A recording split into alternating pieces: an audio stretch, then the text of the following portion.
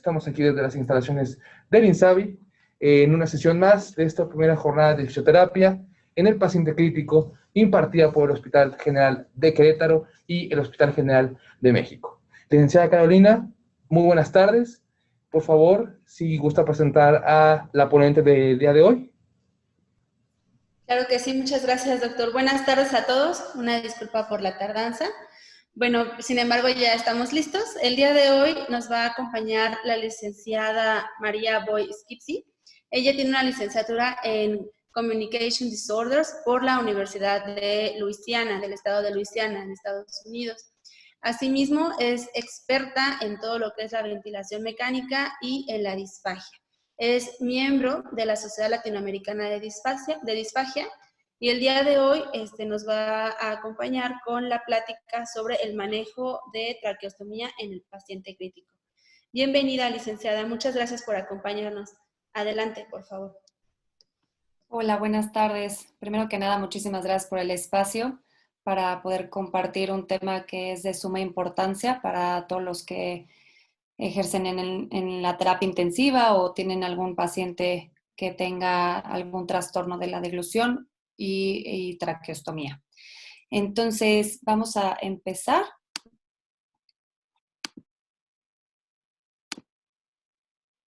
¿Pueden ver mi pantalla? Sí, licenciada. Perfecto. Bueno, como ya mencionaron, yo soy María Boy Skipsi. Me especializo en el área de disfagia y paciente traqueostomizado.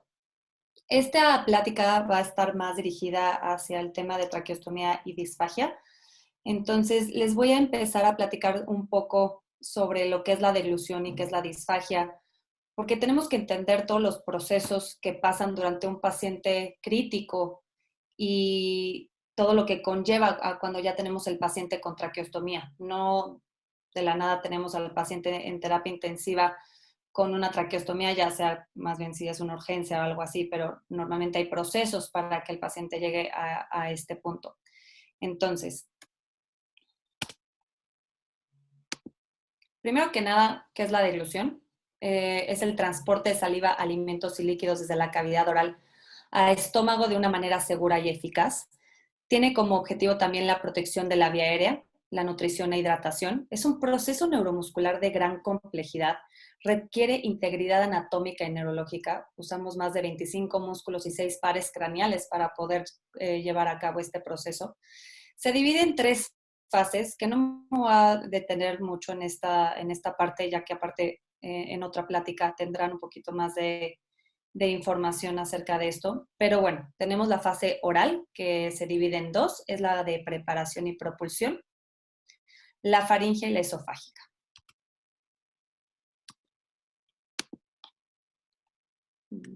Ok, les voy a mostrar un video rápidamente para ver las fases de la deglución. Aquí no vamos a ver la fase esofágica completa, porque nosotros tenemos más interés en la fase oral y faringea.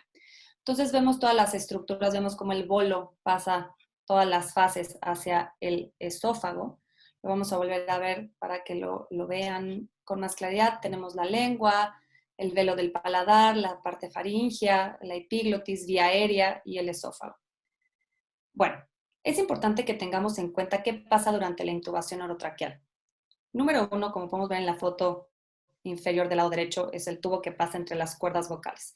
¿Y esto qué significa? Que mantiene abierta la glotis, impide los movimientos naturales de la faringe y laringe, lo cual conlleva una atrofia muscular, debilidad y rigidez en lengua, faringe, hipofaringe y laringe. Afecta la musculatura intrínseca de la laringe y altera el reflejo del cierre glótico durante la deglución. Esto provoca un edema por un cuerpo extraño y ausencia del estímulo sobre los mecano y quimiorreceptores de la laringe y hipofaringe. Esto conlleva una alteración en la sensibilidad en la presencia de secreciones. Todo esto afecta el mecanismo de la deglución y facilita la penetración laringeal y aspiración traqueal. Algo muy importante que tenemos que considerar en este tipo de pacientes es las aspiraciones silentes. Como bien se llaman, no nos indican nada, no tenemos presencia de tos, voz húmeda, nada, realmente son totalmente silenciosas. Entonces es algo que tenemos que tener en mente para estos pacientes que llevan mucho tiempo con una intubación orotraqueal. Ay, ¿cómo que me quedé? Okay. Nada más para que tengan en mente, el tubo recorre prácticamente todas las estructuras de la deglución. Y esto es importante que lo tengamos en consideración, ya que cuando tenemos a un paciente traqueostomizado, normalmente ya pasó por una intubación orotraqueal. Ok, este es un artículo que me gusta muchísimo, que habla sobre la evaluación de la deglución y la dependencia del ventilador. Hay que tener ciertas consideraciones. La disfunción de la deglución lo tenemos muy claro que es multifactorial. O sea, no solamente se asocia a la ventilación mecánica, sino también a otros factores que veremos más adelante. Pero el 50% de los pacientes que están en terapia intensiva con diversos diagnósticos que requieren de ventilación mecánica desarrollarán síndrome de respuesta inflamatoria sistémica. Y esto, ¿qué significa? Que en ese porcentaje, el 50-70% de esos pacientes desarrollan debilidad muscular patológica difusa, o sea, miopatía y trastornos de los nervios periféricos.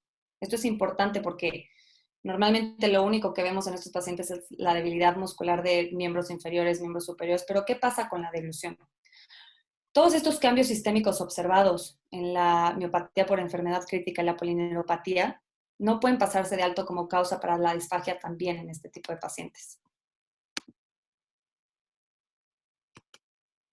El uso de bloqueadores neuromusculares. Voy a dejar de compartir un segundo. Denme, porque me está ocluyendo, me está quitando la vista aquí. Ok, bueno. Denme un segundito.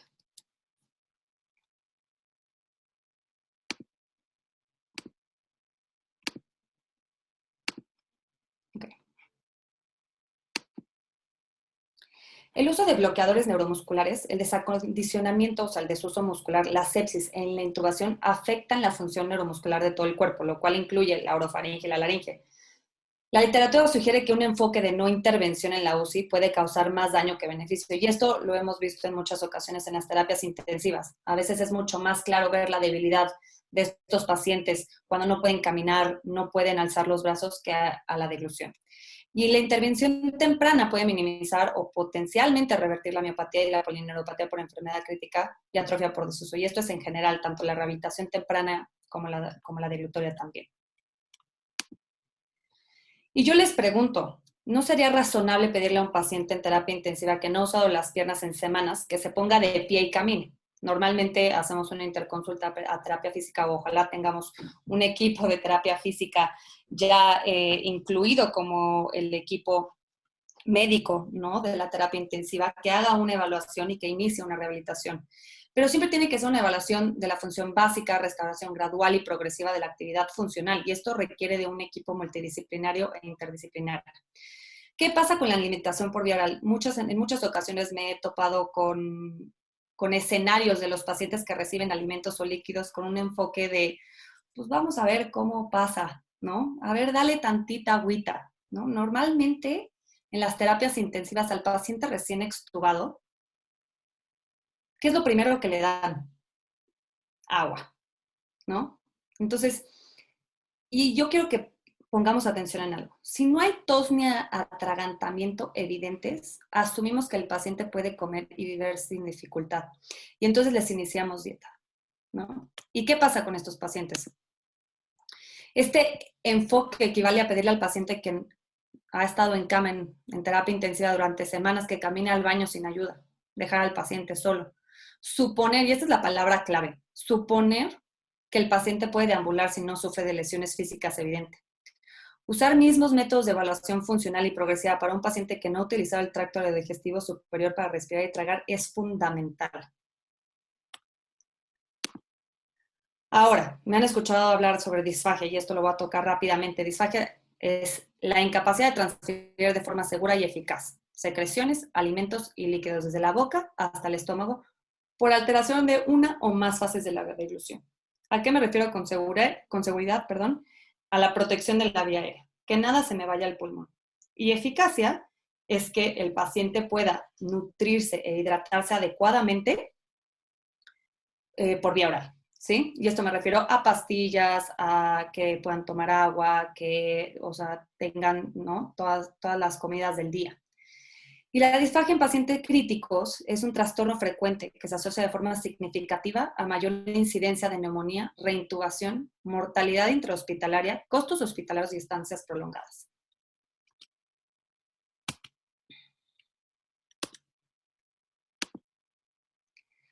La disfagia postextubación es algo que ya se ha platicado en muchas ocasiones, no me voy a detener tampoco tanto en pero hay varios mecanismos que potencialmente pueden causar disfagia postextubación, y una de esas es la debilidad adquirida en la unidad de cuidados intensivos, la falta de sensibilidad orofaringe y laringia, y la disincronía, y esto es importante, entre el patrón respiratorio con el deglutorio. Esto altera la coordinación del cierre laringio, apnea fisiológica al momento de deglutir y la apertura del esfínter esofágico superior. Podemos ver diferentes traumas o daños que le hacemos al paciente a la hora de ser intubado. La estenosis subglótica, las úlceras, granulomas, etcétera, etcétera. Y esto es importante que lo sepamos porque a la hora de llegar a un paciente con traqueostomía, pasa todo este tipo de procesos y pasan todo este tipo de traumas a nivel, ¿no?, de la orofaringe.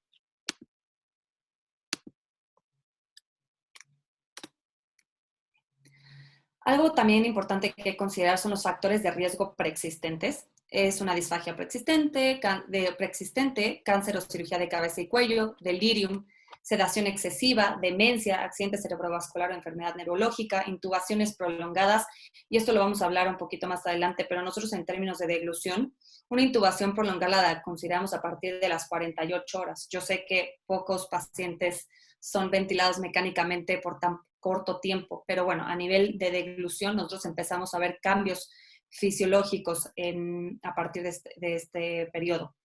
Intubaciones múltiples, traqueostomías previas, cirugías cardíacas, traumatismos laringeos, y algo muy importante es la edad.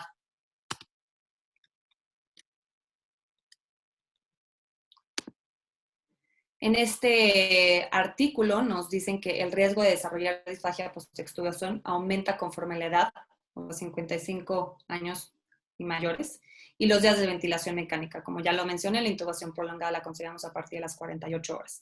Y hay un gran rango de incidencia de la disfagia postextubación que varía entre el 3 y 62%, 25 hasta el 81%. Y esto depende mucho del tipo de población estudiada, el tipo de terapia intensiva, según el diagnóstico de ingreso y las discrepancias en el diseño y método de estudio. Y esto es importante porque, de todos modos, hay un gran porcentaje de estos pacientes que presentan disfagia postextubación. Ahora, se tarda en cambiar un poquito la diapositiva, una disculpa. Aquí hay otro artículo sobre la intubación prolongada. Y ahora sí llegamos a lo interesante, las traqueostomías. Y les pongo esta diapositiva porque cuando pensamos en traqueostomía, en el proceso de la traqueostomía, todos nos imaginamos el final. Nadie quiere hacer una traqueostomía porque creen que es permanente, ¿no? En este caso es un reporte de caso en la foto en medio, donde es una persona asiática, tenía una cánula de Jackson y se fracturó y tuvieron que extraerla, ¿no?, del pulmón.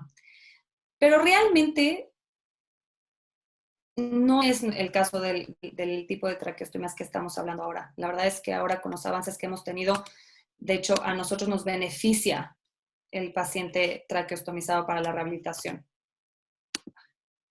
Ahora, ¿cuáles son las indicaciones para una traqueostomía? Intubación prolongada durante el transcurso de una enfermedad crítica, y por esto les platiqué todo lo anterior, porque es importante que tengamos en cuenta toda la historia clínica del paciente. Estenosis subglótica, obstrucción por obesidad, anormalidad congénita de la laringiotraquea, lesiones graves de boca o cuello, inhalación de humo, vapor, material corrosivo, presencia de cuerpo extraño que obstruye la vía aérea, pérdida del conocimiento o estado de coma por periodo prolongado. En este caso, nos vamos a enfocar en las intubaciones prolongadas. Ahora, la traqueostomía, como la disfagia, y esto es algo muy importante que siempre lo repito, es el resultado de una enfermedad. La enfermedad es el problema principal, no la traqueostomía, no es nuestro enemigo a vencer. Lo que entendemos sobre estas enfermedades predice qué tan bien vamos a manejar a nuestro paciente.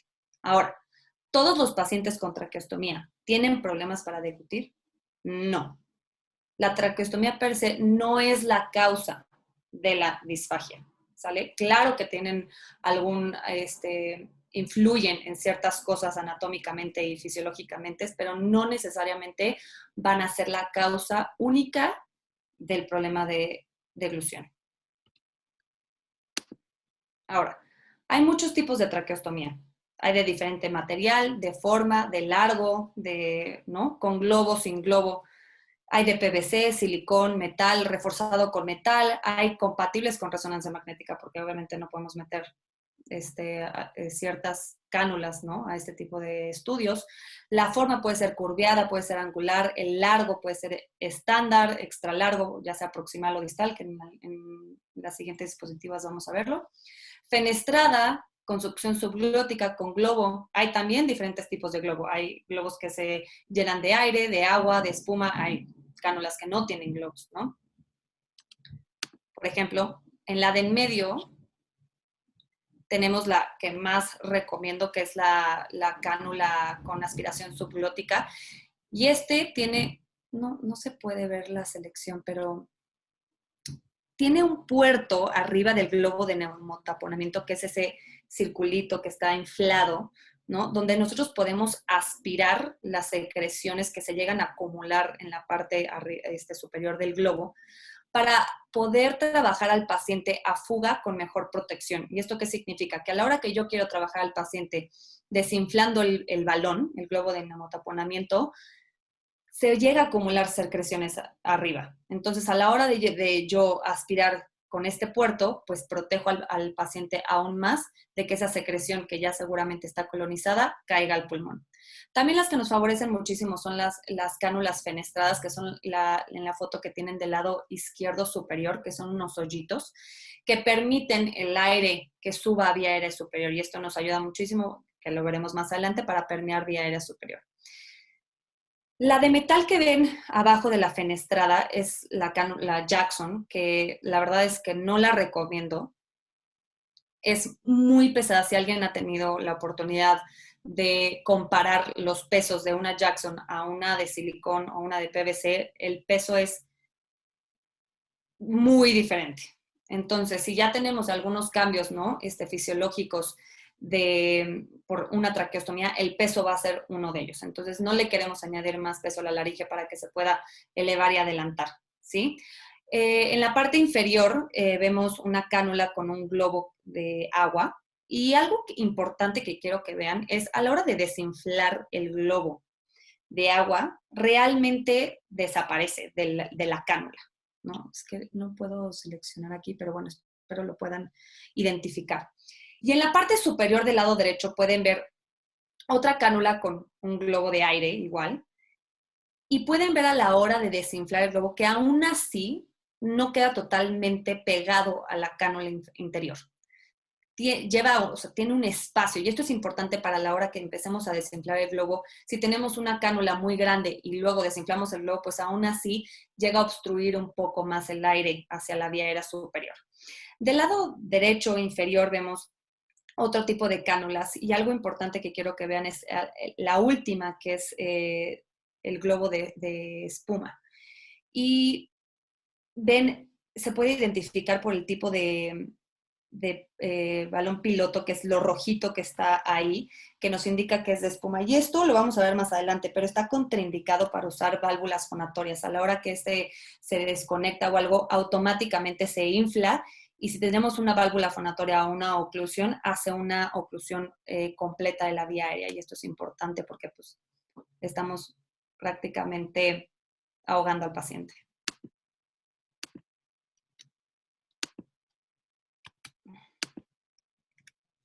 Esta es otra de las traqueostomías que le estaba hablando, sobre las diferentes longitudes que tienen. Por ejemplo, la parte distal, vemos que si tiene una estenosis traqueal, una traqueomalacia, vemos cómo puede sobrepasar esa estenosis y poder usar la traqueostomía. O la proximal, cuando tenemos a alguien con obesidad y no podemos llegar a alcanzar con una cánula normal. Ahora, ¿cuáles son las partes de la traqueostomía? Hay una parte que está por afuera y otra que está adentro de la tráquea, lo cual es todo lo que tiene que ver con el cuerpo del tubo, el balón de neumotaponamiento. Todo lo que va afuera es el conector universal, que es de 15 milímetros, la línea de insuflado, que esto nos va a indicar si el globo está inflado o no, y la válvula unidireccional, ¿sí?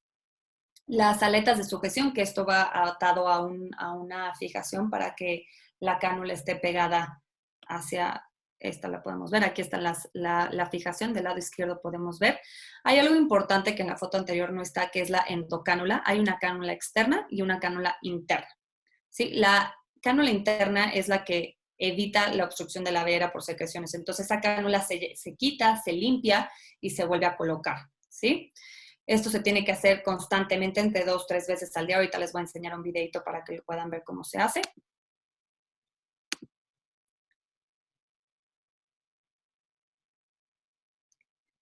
En este caso, aquí esta es una válvula fonatoria, que en este caso ahorita todavía no vamos a hablar de eso, pero se quita. Esa es la cánula, la endocánula, que siempre, si se fijan, sostengo. Algo importante aquí también, hay diferentes tamaños. Esto es la talla de la cánula. Y mientras voy a quitar la cánula, la endocánula, sostengo la cánula y retiro la endocánula con un giro, un pequeño giro. Tenemos que usar, obviamente, agua esterilizada y peróxido en ciertas ocasiones con una gasa. Se limpia. Vemos que ahí, por ejemplo, es una cánula fenestrada porque tiene este hoyito.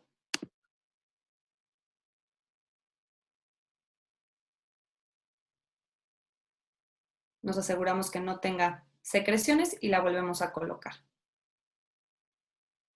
¿Sí? Ahora, ¿cómo limpiamos también el estómago? Porque esto es importante. El paciente, acuérdense que no, a la hora de que nosotros hacemos la traqueostomía, no es un cierre hermético, siempre va a haber fuga. Y esto con la tos y con abundantes secreciones, que normalmente tenemos pacientes que tienen mal manejo de secreciones, se van a salir por el estómago. Entonces tenemos que estar conscientes de tener una estómago limpia, que no se vaya a infectar, aparte del endocánula. Entonces pueden agarrar, disculpa, los hisopos con agua salina y también peróxido y hacen una limpieza, tanto de abajo como arriba. Pueden colocar, ¿no? Hay cepillitos y hay hisopos en los cuales pueden usar para limpiar el estómago o simplemente una gasa, lo que tengan a su disposición.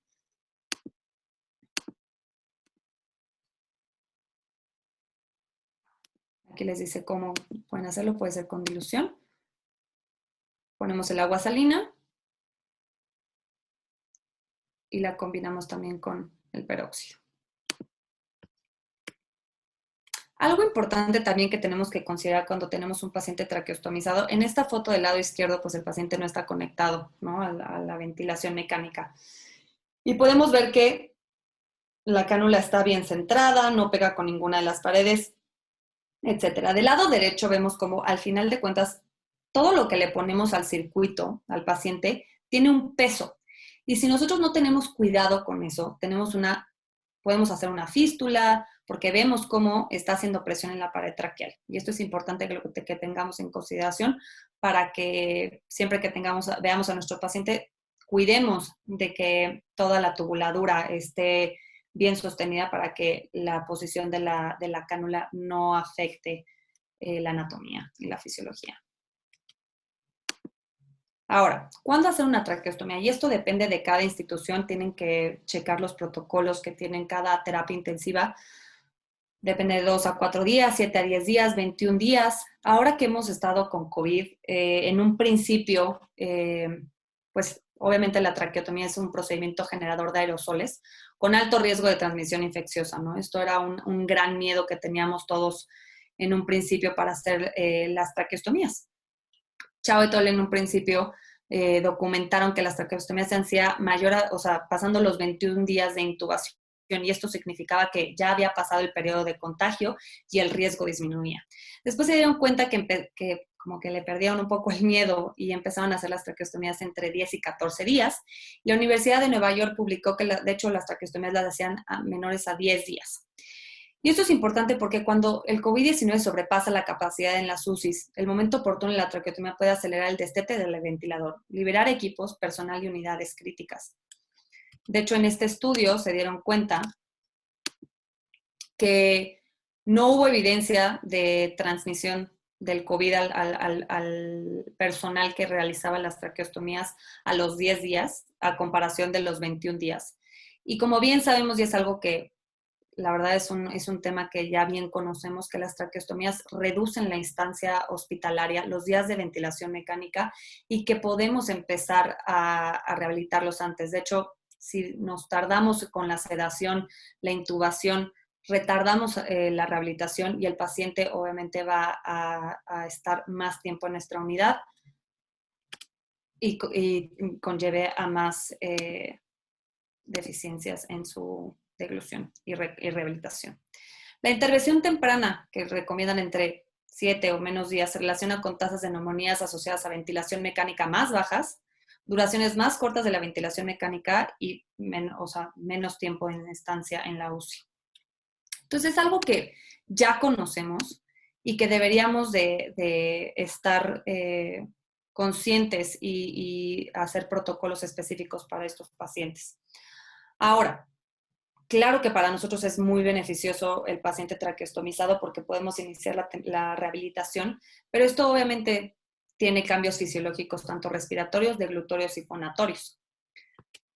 En los cambios respiratorios, de repente no quiere cambiar, una disculpa, tenemos una falta de humidificación porque evidentemente el aire ya no está pasando por la nariz, ¿no? Tenemos esa parte, ese espacio que ya no se está usando, está entrando directamente del ambiente a la traqueostomía hacia los pulmones. Una falta de calentamiento y filtración del aire inspirado. Afecta el manejo de secreciones y la tos efectiva. Falta de presión positiva subglótica. En los cambios deglutorios tenemos una alteración de la coordinación respiración-deglución. Esto lo vimos hace unas diapositivas. Afecta la sensibilidad laringea y faringea. Hay presencia de aspiraciones silentes y esto es por la falta de sensibilidad que llega a tener, porque simplemente no hemos usado la vía aérea superior. Compresión esofágica, y esto lo vamos a ver un poquito más adelante, pero es la sobreinflación del globo y por eso la foto del lado derecho, que es un manómetro, donde lo verde es donde debe de estar el globo inflado, que es la insuflación normal de 25 a 30 centímetros de agua, y si estamos usando un manómetro en milímetros de mercurio es entre 18 y 22. Y esto es importante porque, bueno, algo nada más rápidamente que les quiero mencionar es, me ha tocado que me han dicho, pues es que tiene el globo inflado y con eso ya no broncoaspira. Todo contenido que pase por debajo de las cuerdas vocales se considera una aspiración. El globo de neumotaponamiento no evita que el contenido se vaya a los pulmones. Por más que esté el globo inflado y a veces pensamos que vamos a inflar de más el globo para que no se vaya nada al pulmón, de hecho es peor. ¿Sí? El paciente broncoaspira más, el paciente puede tener daños en esófago o en tráquea, que esto lo vamos a ver más adelante. Entonces, esto es importante que lo consideremos. Ya que pasó el material por debajo de cuerdas vocales, se considera una aspiración. Ahora, la compresión esofágica, que es la sobreinflación del globo. Se recomienda alimentar al paciente sin el globo inflado, porque la compresión esofágica puede hacer una fístula, daño a la mucosa. Hay líquidos que se desbordan del esfínter esofágico superior y caen a la tráquea. La alimentación por sonda ingresa a las vías respiratorias a través del mismo mecanismo. O sea, por más que tengan la sonda nasogástrica, etcétera, también esa misma compresión hace que tengan reflujo. Ahora, los cambios fonatorios es la pérdida del habla. Y obviamente en estos pacientes a veces no nos ponemos a pensar lo que realmente les da de frustración y ansiedad, lo que les provoca, ¿no? La pérdida de autonomía para tomar decisiones sobre el plan de tratamiento médico, atrofia de las cuerdas vocales, obviamente, por este mismo desuso. Ahora, ¿cuáles son las ventajas de las traqueostomías? Pues mucho más cómodo para el paciente porque tenemos menos sedación, podemos empezar alimentación por vía oral después de una valoración rigurosa y profunda, podemos proporcionarle comunicación al paciente. ¿Cuántas veces han visto pacientes que están frustrados y desesperados porque no les entendemos? Y probablemente sea que tengan frío, que quieren ir al baño, que tienen dolor de cabeza, ¿no? Esto es importante para que el paciente pueda salir adelante. Y otra de las cosas de suma importancia que nos vamos a dedicar unos minutitos después es a la higiene oral. Ahora, del lado izquierdo, o sea, es el paciente en terapia intensiva, ¿no? Tiene una enfermedad aguda que requiere ventilación mecánica. El paciente sobrevive a la enfermedad aguda, pero falla el destete de la ventilación mecánica y se sugiere hacer una traqueostomía. El paciente se desteta con éxito de la ventilación mecánica y el paciente es decanulado. Para que esto realmente llegue a pasar, significa que en paralelo tenemos que trabajar con que tolere el balón desinflado, detección de aspiraciones, secreciones orofaringeas, permear vía aérea superior, tolerancia a la oclusión expiratoria, al habla, evaluación clínica instrumental de la deglución, tolerancia a la oclusión inspiratoria y expiratoria y después poder ser decanulado. No pasa así de la nada. Tenemos que trabajar en equipo para que todo esto dé resultados y el paciente pueda mejorar. Vamos a hablar un poquito sobre las válvulas fonatorias y qué son, que es muy importante que las tengamos en consideración. Las válvulas redirigen el flujo de aire a través de las cuerdas vocales boca y nariz, lo cual nos ayuda a producir voz y tener mejor comunicación. Tienen un diseño de no leak, o sea que no tiene fuga, siempre en posición cerrada hasta que el paciente inhala. Entonces, tiene una membrana que hace que esté cerrada. A la hora que el paciente inhala, esa membrana se hace para atrás y a la hora que el paciente exhala, esa membrana se vuelve a cerrar para que el aire sea redirigido hacia la vía superior. Esto hace que se cierre automáticamente al final del ciclo inspiratorio sin pérdida de aire y sin esfuerzo expiratorio del paciente. Es un sistema cerrado. El paciente crea una presión positiva en las vías respiratorias y restaura a un sistema respiratorio cerrado más normal. Acuérdense que estamos alterando la respiración normal del paciente cuando tenemos una traqueostomía. Las secreciones pueden toserse y expectorarse o succionarse por la boca, ¿sí? Esto hace que tengan obviamente mejor tos porque estamos teniendo un sistema cerrado. Aquí les enseño la foto cómo puede ser el aire es inhalado. Esta membrana a la hora de exhalar se cierra, redirige el aire hacia la vena superior. Importantísimo, el globo de neumotaponamiento tiene que estar desinflado. Si yo le coloco una válvula fonatoria a un paciente con el globo inflado, lo estoy obstruyendo totalmente, ¿sí? Este es un video que básicamente nos enseña lo que les estoy platicando. Aquí inflo el globo y el aire únicamente pasa por la traqueostomía y sale por la traqueostomía.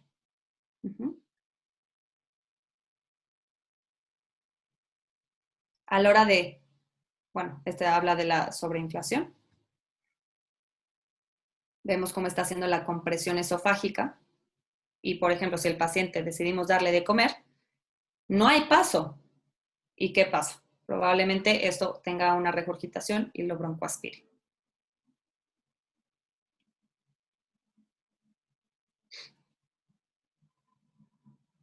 Como bien ya lo dijimos, a la hora que tenemos el globo inflado, la vía aérea superior está en desuso, no se usa para nada porque el aire es redirigido únicamente hacia la traqueostomía. Me voy a adelantar un poquito porque esto ya lo vimos.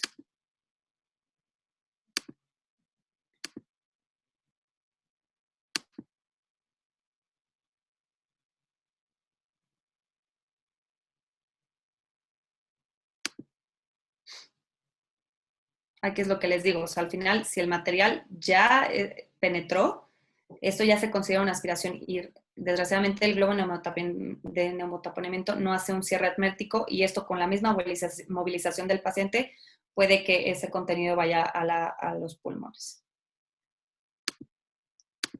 Obviamente a la hora que yo desinflo el globo, el aire ya puede pasar a vía aérea superior. Listo.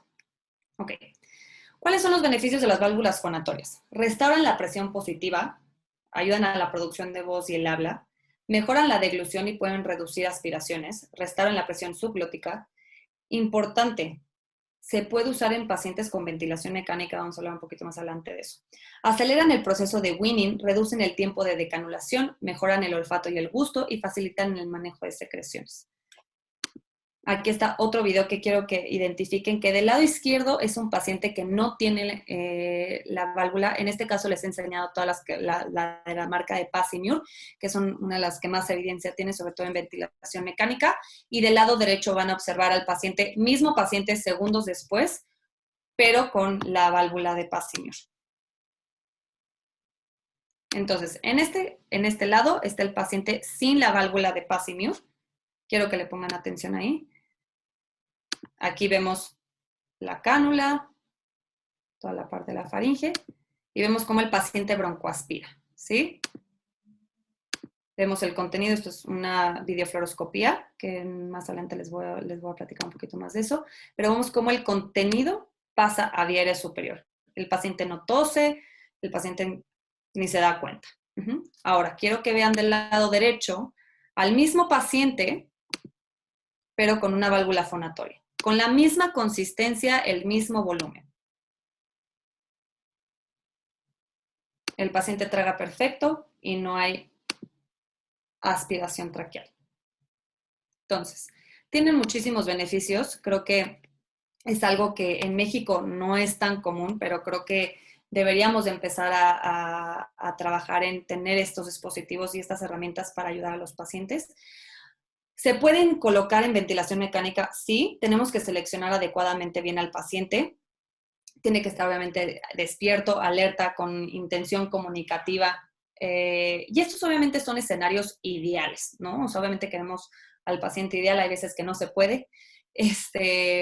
Hemodinámicamente estable, algo importante es que tolere el desinflado del globo, y esto lo vamos a platicar más adelante, pero el paciente con ventilación mecánica y traqueostomía, vamos a empezar a trabajarlo para pasarlo a tienda traqueal, para destetarlo de la ventilación mecánica, que tolera el desinflado con la tienda traqueal,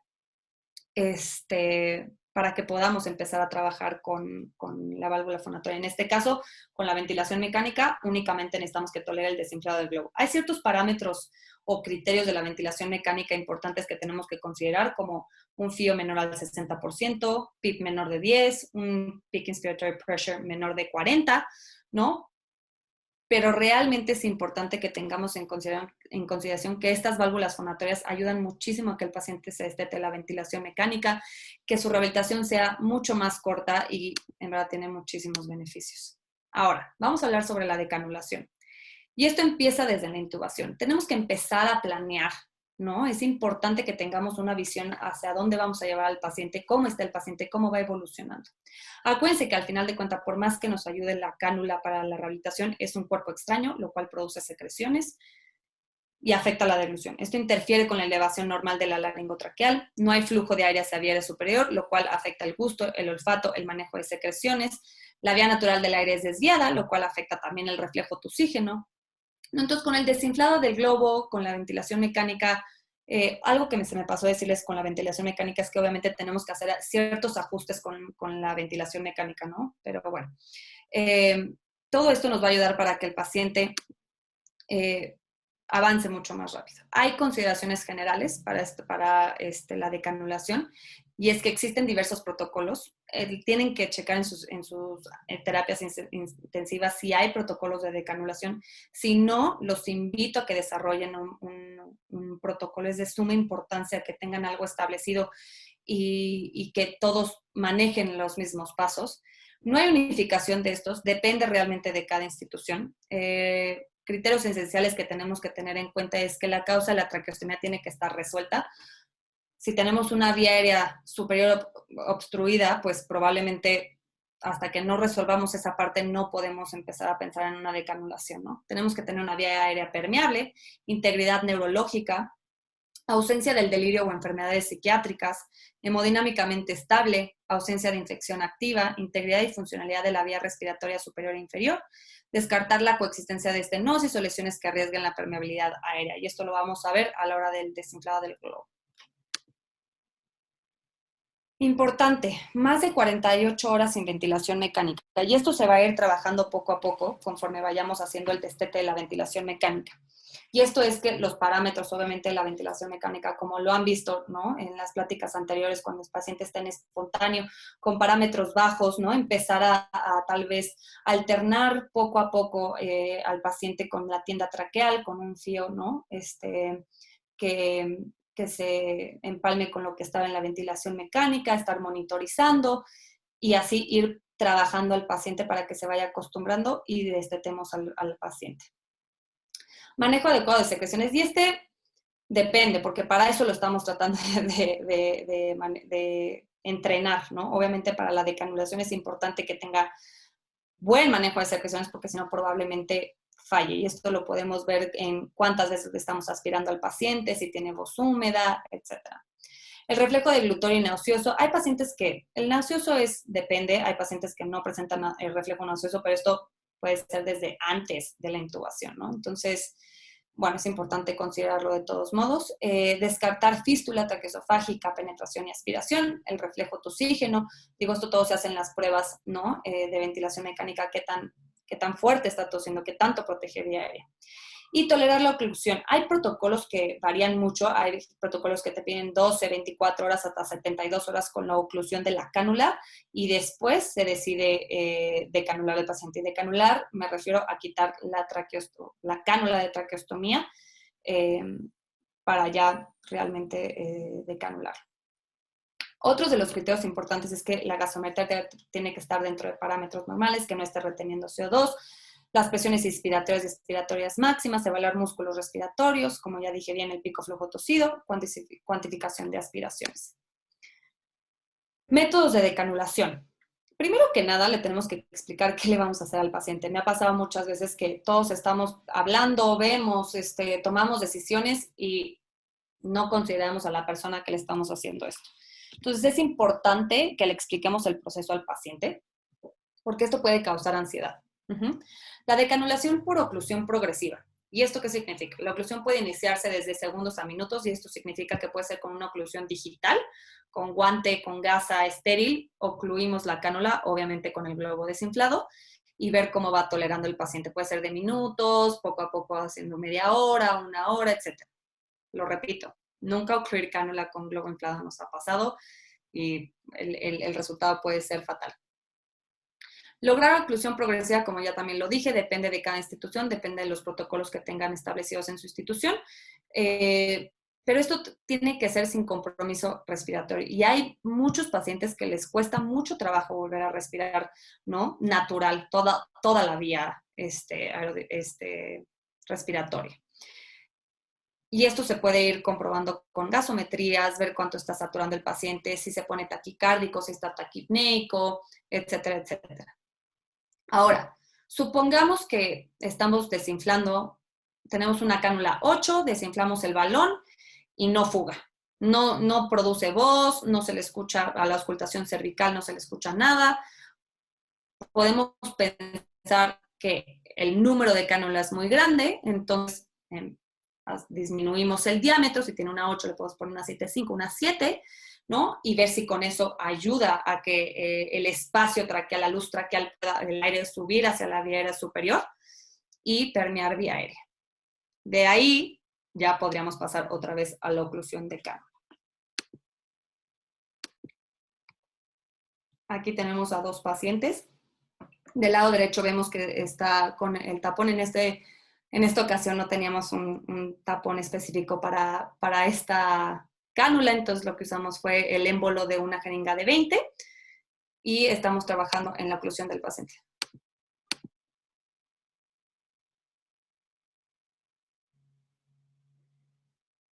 Es un paciente que llevaba mes y medio en terapia intensiva por COVID, llevaba ya un mes con la traqueostomía, lo trabajamos a fuga, con tienda traqueal, finalmente pudimos ocluirlo y después de las 42 horas de oclusión pudimos decanular.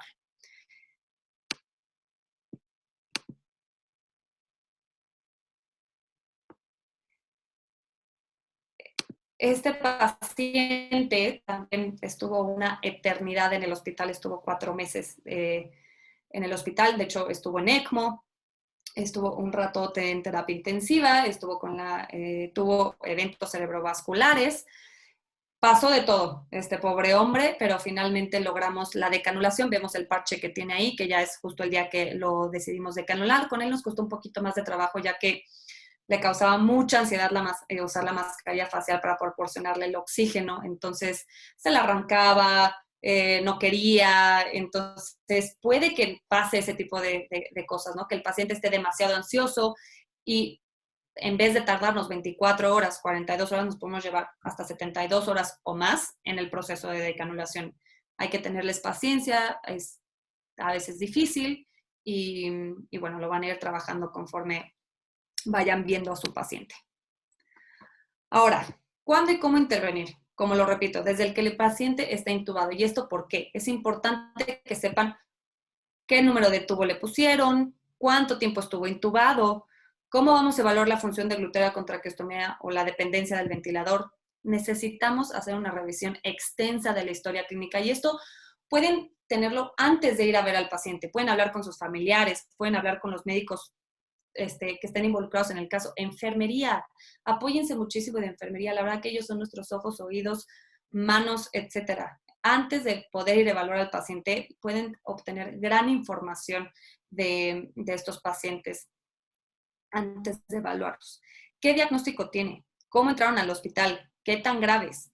Factores de riesgo de disfagia, complicaciones hospitalarias, ¿qué procedimientos han tenido durante su estancia hospitalaria? Como ya lo dije, duración de intubación total. Y esto cuenta si yo extubo al paciente y falla y lo tengo que volver a intubar, ¿no? O sea, o cuántos días en total estuvo intubado, o cuánto número de intubaciones tuvo. Y esto también es algo importante. Si el tubo se me tapó y hay que cambiar el tubo, es una reintubación y tenemos que contarlo como el número de intubaciones totales para que veamos qué tan dañada puede estar todas esas estructuras. La fecha de la traqueostomía es importante y también algo, cuánto tiempo lleva el paciente sin comer, ¿no? Esto es importante por la misma atrofia que puede llegar a tener. Y ahora vamos a la evaluación de la deglución. Realmente no hay consenso en la literatura sobre cuál es el procedimiento de evaluación correcto en la parte clínica, como ya lo repetí. Revisión extensa de la historia clínica. Y para la evaluación clínica hay ciertos protocolos para evaluar. Lo único es que no es precisa, no se identifican aspiraciones silentes, que esto es lo que más miedo le tendríamos que tener a los pacientes, ¿no? Que realmente no estemos cachando estas aspiraciones silentes y compliquemos un poquito más a estos pacientes que de por sí ya están vulnerables. El que más evidencia tiene para terapia intensiva es el protocolo de Yale, que es el test de agua. Los demás son métodos de exploración clínica, volumen, viscosidad y el Modified Evans Blue Dye Test.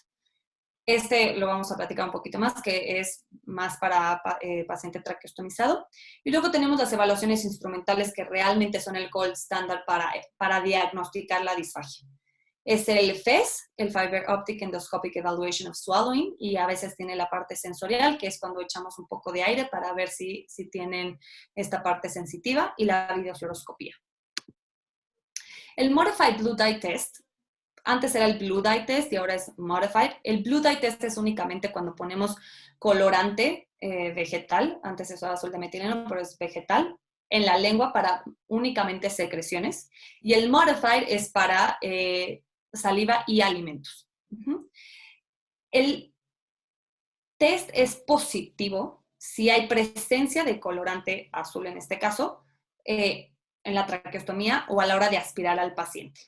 Como lo podemos ver en las imágenes, esto pues obviamente son positivos. Y negativo si no, me falta una N, si no se evidencia colorante ante la aspiración. Realmente este estudio, obviamente cuando no tenemos otro tipo de test para evaluar, se usa, pero tiene un alto riesgo de falsos negativos. No nos indica realmente cuándo pasó la aspiración, si antes, durante o después de la deglución. Y bueno, hay estudios que dicen que los falsos negativos es de hasta el 50% en la detección de aspiraciones. Y esto también puede ser que el paciente en este momento broncoaspiró, pero como no fue suficiente la cantidad de de azul no se llega a ver y puede pasar 1, 2, 3 horas en el que finalmente podemos encontrar algo del residuo. Entonces, bueno, es un estudio, es un test que se usa bastante para el paciente traqueostomizado. En mi opinión profesional, no me encanta, realmente no me gusta y lo uso muy poco. Y bueno, vamos con los instrumentales, que son realmente los gold standard para diagnosticar como tal la disfagia orofaringea. Con las evaluaciones clínicas no podemos realmente diagnosticar, son filtros que nos dan información acerca de cómo está el paciente, pero si ya tenemos una sospecha franca de que el paciente está broncoaspirando, pues realmente sería más importante ver un estudio instrumental. El FES se introdujo en 1988. Se utiliza una faringoscopio flexible que se introduce a través de la fosa nasal, ya sea derecha o izquierda, dependiendo del espacio o facilidad para entrar. Y se sitúa arriba de la epiglotis. Y ahorita vamos a ver varias fotitos y estudios. Aquí en el lado izquierdo superior, esa lengüetita que ven se llama epiglotis. Vemos las cuerdas vocales, los senos piriformes, los aritenoides y la entrada del esófago, que está en la parte... Es que no puedo seleccionar, pero si me permiten en esta parte, vamos a ver si... En esta parte. Esta es la entrada al esófago, la epiglotis, cuerdas vocales y esta es la tráquea, ¿sí? Aquí vemos cómo el endoscopio entra y nos paramos justo en esta zona para ver exactamente esto. Esto es nada más para que vean dónde está el endoscopio, pero realmente esto es una videofluoroscopía. ¿Y qué vemos qué buscamos en este estudio, ¿no? Bueno, se explora la configuración de la hipofaringe, la simetría de la base lingual, características de la epiglotis, morfología de los senos piriformes, aspectos, si hay simetría, inspiración, infonación, porque obviamente tenemos que ver que las cuerdas vocales estén funcionales, que no tengan alguna lesión, como las que ya vimos en las diapositivas previas. Evaluar secreciones basales, y esto es muy importante, hay una escala de secreciones basales de Langmore donde podemos identificar qué tanto acúmulo tenemos, y lo vamos a ver en la siguiente diapositiva, y preguntarle al paciente, ¿no?, que haga degluciones secas, y esto significa que sea únicamente con saliva. Después de eso se evalúan alimentos en diferentes consistencias y volúmenes. También evaluamos con una escala de penetración y aspiración. Bueno, ¿qué ventajas tenemos? El procedimiento es de alta especificidad y sensibilidad. Identifica residuo faríngeo. Vemos el cierre cordal, que tanto está protegiendo vía aérea, aspiraciones silentes, y se realiza la cabecera del enfermo. La verdad es que en términos de practicidad en el paciente crítico, que lo tenemos con ventilación mecánica, conectado a 1000 bombas, ¿no? O sea, es difícil la movilización de estos pacientes. Entonces, la ventaja de este estudio es que lo podemos hacer en la cabecera del enfermo y, bueno, no irradia al paciente. La desventaja es que no visualizamos la fase oral, pero con una buena evaluación clínica de ver cómo está el movimiento lingual, el velo del paladar, etcétera, podemos obtener una imagen clara de cómo está la fase oral. Y tenemos algo que se llama periodo de no visualización. A la hora que el paciente hace una deglución, aprieta el endoscopio y se llama wipeout, donde no podemos ver específicamente en ese momento qué pasó. Del lado derecho pueden identificar la escala de secreciones basales. 0 es normal, que está húmedo, pero no hay como tal secreciones. El 1, que es en toda la parte de valécula, de senos piriformes, ¿no? Que es el acúmulo fuera del vestíbulo laríngeo en algún momento, ¿no?, de entrar y que el paciente trague y que no lo llegue a aclarar. El 2, que es donde está la epiglotis, que es el acúmulo transitorio en el vestíbulo con rebosamiento ocasional, pero que el paciente puede aclarar. ¿Y qué me refiero con esto? Si el paciente traga y lo limpia, lo puede deglutir esa saliva. Si el paciente no puede, entonces sería un 2. Sería un 3. Retención salivar manifiesta el vestíbulo constante y que no puede aclarar. Entonces ya sería un 3. Entonces, esto nos ayuda a identificar si el paciente realmente no puede manejar secreciones, que es lo más básico de la deglución. Hay que identificar si el paciente puede realmente deglutir alimento, lo cual la mayoría de las veces no es posible. Aquí tenemos algunos videos que les voy a enseñar que de las videofluoroscopías. En esta imagen quiero que vean la cantidad de secreciones que tiene el paciente. Esta es la sonda nasogástrica que va al esfínter esofágico superior. Y este paciente, pues obviamente, tiene una cantidad de secreciones que no puede deglutir ni aclarar, ¿no? Están tan espesas que tiene pegadas todas las estructuras para poder deglutir. De hecho, este caso es del protocolo de chips de hielo, que se los voy a platicar más adelante, de estos pacientes con disfagia severa que no pueden manejar secreciones. Bueno, estos pacientes se benefician muchísimo de este protocolo. Aquí vemos alguna regurgitación del esfínter esofágico superior que llega a subir a vía aérea. Aquí vemos cómo el paciente usa bandas ventriculares. Y este video y quiero que pongan atención a algo. Bueno, primero se los voy a enseñar y luego les voy a hacer la pregunta. Pero bueno, aquí está el esfínter esofágico superior, que aquí es donde debe de ir el alimento. Aquí van a estar las cuerdas vocales, aquí está la epiglotis, ¿sí?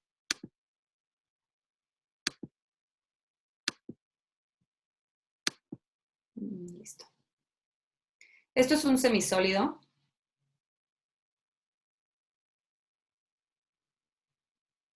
Sí, justo pasó eso.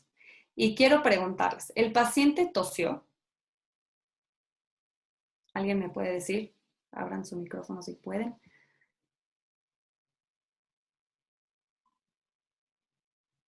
Bueno, no, el paciente no tose. Vamos a verlo otra vez.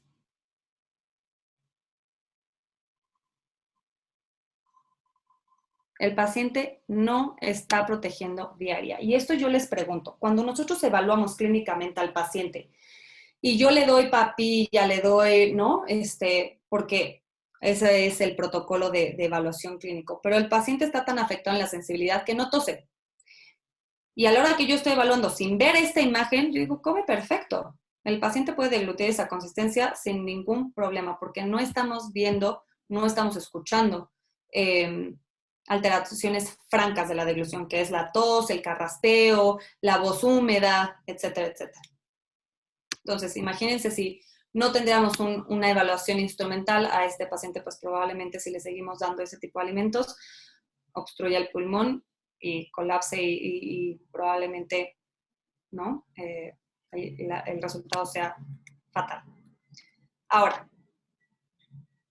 aquí tenemos cuerdas vocales, aritenoides, tenemos la epiglotis, acá está el esfínter esofágico superior, tenemos otro estudio donde el colorante azul obviamente es que vean que, o sea, nosotros tenemos que poner colorantes para poder evaluar qué consistencia es la que estamos viendo, para poder diferenciar.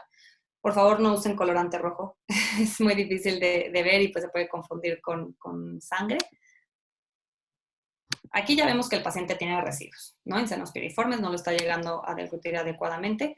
El paciente traga, se ve que no puede controlarlo, está haciendo varias degluciones por un bolo pequeño, que fueron 5 mililitros de líquido, y vemos cómo está todo en vestibulorringio, está en cuerdas vocales. Aquí se ve claramente la aspiración, ¿no? Y penetración del contenido.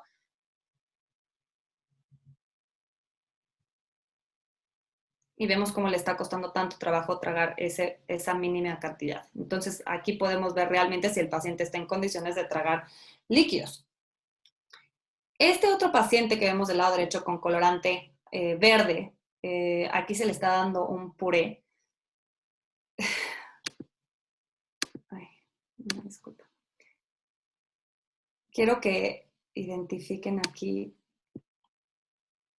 esta parte. En algún momento el paciente, como ya les dije que el wipeout es esa parte de no visualización, que es cuando el paciente desencadena la deglución. Aquí hace la deglución, realmente lo único que hace es cerrar vía aérea. Y lo hace muy tarde, y de puro churro, ese paciente no broncoaspiró con ese trozo de alimento. Y de todos modos vemos la cantidad de residuo que tiene en valécula y que realmente no está tosiendo, no está protegiendo vía aérea. Y entonces volvemos a lo mismo. Si yo le sugiero al paciente que trague esta consistencia solo porque al parecer no tiene problemas evidentes de broncoaspiración, pues le puedo hacer realmente un daño importante. Y esto es lo que yo les digo cuando no supongamos claro, o sea, vamos a ir agarrando un buen ojo clínico, vamos a desarrollar buen oído a la ocultación cervical, pero de todos modos con este tipo de aspiraciones, pues es difícil, ¿no? Aquí tenemos otro paciente igual, vemos otra vez esfínter esofágico superior, la pared, epiglotis, cuerdas vocales, tráquea. El paciente está masticando, vemos qué está pasando. Esto que ven aquí, el alimento que todavía no desencadena el reflejo deglutorio, bueno, la respuesta motora deglutoria es derrame prematuro. Estamos viendo que en la parte de la base de la lengua con el velo del paladar no está siendo hermético, lo cual se está fugando prematuramente hacia la valécula y no desencadena, no desencadena el reflejo deglutorio.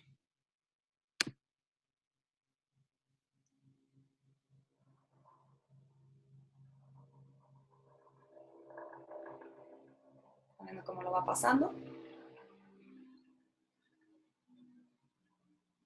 No ha tragado, o sea, el paciente no ha desencadenado ese. Y aún así, yo les quiero preguntar, este paciente, por más que tenga ese derrame prematuro, es funcional, no entró nada a la vía aérea y se ha demostrado que el derrame prematuro no es una gran característica de hacer modificaciones de dieta y que vaya a broncoaspirar. Aquí obviamente pues el paciente no ha desencadenado la respuesta motora, ya está en senos piriformes porque es una consistencia que baja con mucha más facilidad que es un néctar aquí casi se mete, ¿no? Entonces son muchas cosas las que tenemos que hablar. La sensibilidad evidentemente está muy afectada en este paciente porque no desencadena esta respuesta motora y lo que hay que identificar es que con este vuelo en específico, que son 5 mililitros, el paciente no broncoaspira. Otra de las cosas importantes es este paciente del lado izquierdo, es un paciente que estuvo con dieta néctar y pudding por varias semanas, ¿no? Y que se hizo una evaluación clínica únicamente. Y quiero que pongan atención a qué pasa. El paciente como tal no tiene una disfagia orofaringia, es más bien esofágica, está teniendo reflujo y este contenido se está metiendo a la vía aérea. Entonces es importante que tengamos esto en consideración. A veces damos recomendaciones que no estamos aún 100% seguros, ¿no? Y esto puede que afecte al paciente. Como vemos, tiene esta regurgitación y el paciente no está teniendo la capacidad para poder decirlo adecuadamente y habría que hacerle una interconsulta a gastroenterología para que evalúe si hay algún problema de motilidad esofágica, algún divertículo de Senkers, etcétera, etcétera. Y otra cosa importante que todos platicamos sobre la disfagia en estos pacientes, ¿no? Que la tos es el mecanismo de defensa, ¿no? Y que si está presente es porque seguramente el paciente está broncoaspirando. Y a veces se nos olvida que ya sea por la ausencia de la tos, que puede que el paciente esté broncoaspirando o no, que la tos también puede tener muchos factores. No necesariamente es 100% que el paciente está broncoaspirando. Y este es el caso de este paciente. El paciente le están dando igual 5 mililitros de líquido, el paciente lo traga perfecto y empieza a toser. ¿Y qué pasa? Saca una flema del tamaño del mundo. Y si esto lo hubiéramos visto en únicamente un estudio clínico y hago las modificaciones de dieta, etcétera, sin pedir, y está bien que hagamos modificaciones de dieta, no estoy diciendo que no, pero siempre y cuando esté acompañado de un estudio instrumental para asegurarnos de que el paciente está protegiendo sus pulmones, que es lo más importante, ¿no? Y que también se esté nutriendo e hidratando. Entonces, la tos en este caso era por una flema y seguramente ya hicimos modificaciones de dieta porque presentó tos y con eso nos quedamos, ¿no? A veces que no, necesitamos, yo lo veo como que somos detectives y es importante que hagamos una historia completa y veamos al paciente más allá de solamente si tose o no tose para que le demos el mejor tratamiento posible. Ahora, la videofluoroscopía, que es el otro gold standard para diagnosticar la disfagia en estos pacientes, se desarrolló inicialmente a partir de la prueba de bario para estudio esofágico y fue modificado por Lockman en 1983 para la deglución. Es una técnica radiológica dinámica y esto es importante porque luego te mandan los estudios de deglución de la videofluoroscopía y te mandan las fotos, en vez de realmente mandarte el estudio completo, porque para eso, para nosotros es de mucha ayuda. De hecho, si no, no nos funciona, ver específicamente todos los marcos. Consiste en la obtención de una secuencia en perfil lateral, y esto también es de suma importancia. Si vamos a pedir una videofluoroscopía, que no solamente sea en perfil lateral, que también sea anteroposterior de la ingesta de diferentes volúmenes y viscosidades. Tiene realmente los mismos objetivos que el FES. Las únicas limitaciones que tiene, pues bueno, es la radiación del paciente, la movilización del paciente también, que en terapia intensiva pues es prácticamente imposible luego moverlos. Aquí no vemos los tejidos blandos y las secreciones basales ni residuos alimenticios. No podemos realmente ver dónde específicamente se está quedando este residuo, ¿no? Y esto es importante para ver el plan de tratamiento. Estos son algunos ejemplos de las videofluoroscopías. Este paciente tuvo un evento cerebrovascular vulvar. Y aquí le estamos dando al paciente...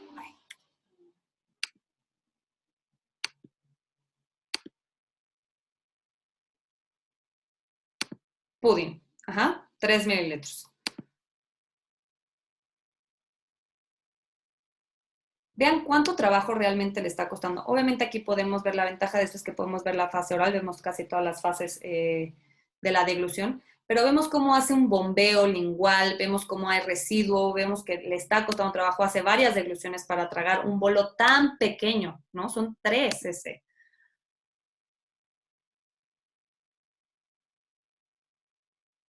Sigue intentando pasarlo y realmente no lo está pudiendo deglutir. Aquí hace una maniobra que se llama chin down, es una postura, para ver si con eso puede mejorar la deglución.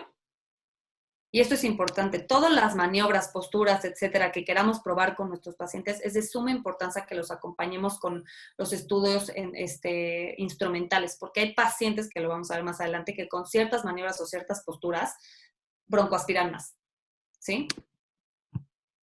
Lo puedo tragar un poco mejor, aunque sigue teniendo, ¿no?, esta dificultad.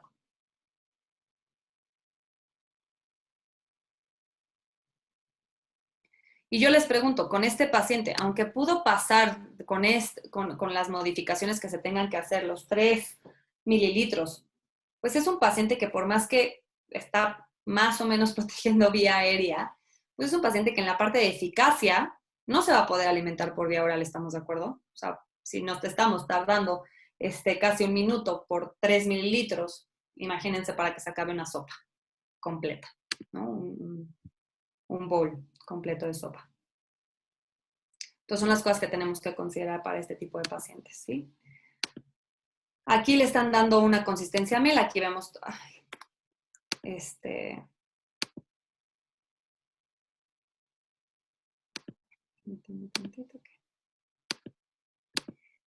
¿qué pasó aquí?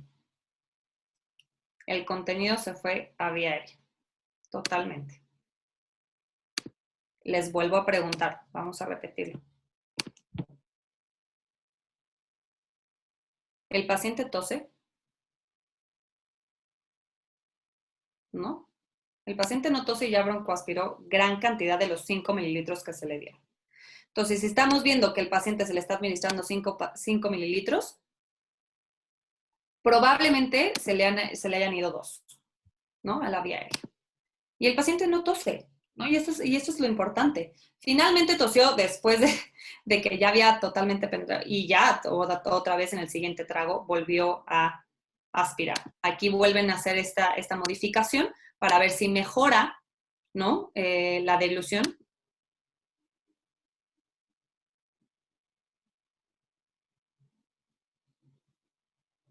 ¿Y qué pasa? Sigue broncoaspirando al paciente. Entonces, cuando proponemos también este tipo de modificaciones, es importante que cuando hagamos, por ejemplo, la flexión cefálica, ¿no?, el chin down, etcétera, sí estén apoyados de estos estudios instrumentales, porque a veces, por las mejores intenciones que tengamos, podemos hacer que el paciente broncoaspire, ¿sí? Aquí es otra videofluoroscopía. En este del lado izquierdo está al revés el orden. Primero es con líquido y quiero que vean cómo deglute el paciente. Se va completamente. Pero tose el paciente y esto es importante. A veces las evaluaciones clínicas que podemos hacer con líquido nos va mejor porque tienen mayor sensibilidad a responder con la tos, a que con el néctar. Y normalmente siempre nos vamos con el néctar, con el pudding, con el Gerber, la papilla. ¿No? Aquí tenemos la respuesta. Y con el néctar,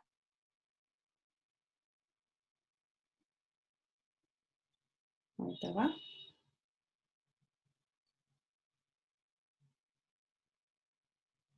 El paciente no tose.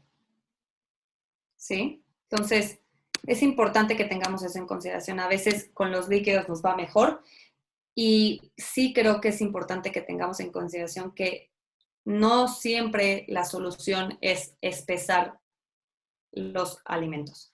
De hecho, hay veces que nos va peor y es más recomendable que el paciente broncoaspire con agua a que el paciente broncoaspire con un Gerber de mango, ¿sí? El daño puede ser menor. Aquí vemos otro estudio donde el paciente otra vez broncoaspira, no presenta tos, sigue tragando el paciente, ¿no? Y vemos todo este contenido que se va al pulmón. Después se le hizo una broncoscopía, donde podemos ver todo el contenido del yogur bebible que se le administró al paciente.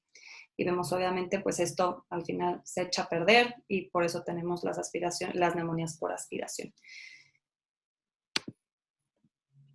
Esto nada más quiero que vean, identifiquen, es un paciente que se le hizo la videofluoroscopía y el FES al mismo tiempo para que vean cómo se moviliza el endoscopio y dónde se coloca mientras vemos también el FES, ¿no? Es un paciente que, por más que tuvo derrame prematuro y se va hasta senos piriformes, el paciente deglute y lo traga adecuadamente.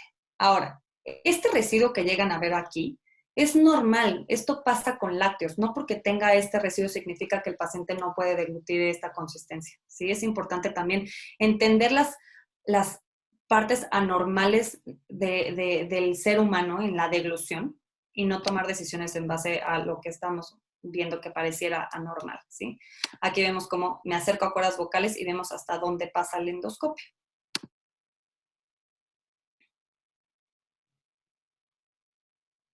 Y todas estas valoraciones se hacen en el paciente crítico, con traqueostomía, sin traqueostomía, etcétera, etcétera.